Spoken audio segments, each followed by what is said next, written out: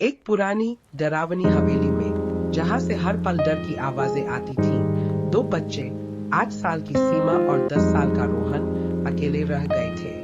उनके माता पिता काम से बाहर गए थे और उन्होंने बच्चों को हवेली में ही रहने के लिए कहा था। शुरू में रोहन ने सीमा को डराने की कोशिश की, लेकिन जैसे जैसे अंधेरा घना होता गया, उसकी हिम्मत भी कम होती गई।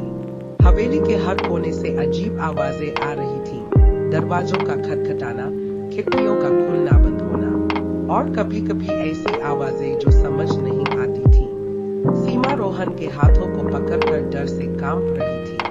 रोहन ने हिम्मत दिखाते हुए एक टॉर्च जलाई और उन्होंने मिलकर हवेली का पता लगाना शुरू किया। उन्होंने एक कमरे में एक पुरानी तस्वीर देखी, जिसमें एक महिला और एक लड़का दिखाई दे रहा था।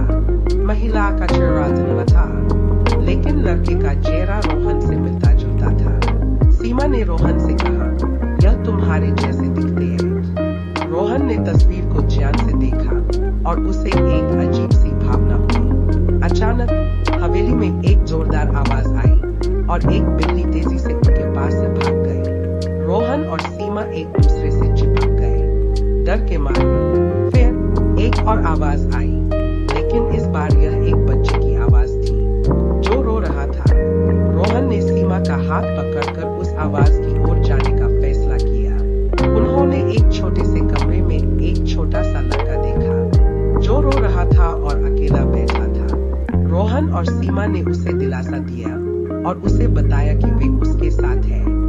लड़के ने बताया कि वह इस हवेली में अकेला रहता है और उसे डर लगता है। रोहन और सीमा ने उसे अपने साथ रहने दिया और तीनों बच्चों ने एक साथ रात बिताई। सुबह जब रोहन और सीमा के माता पिता आए तो उन्होंने तीनों बच्चों को एक साथ देखा।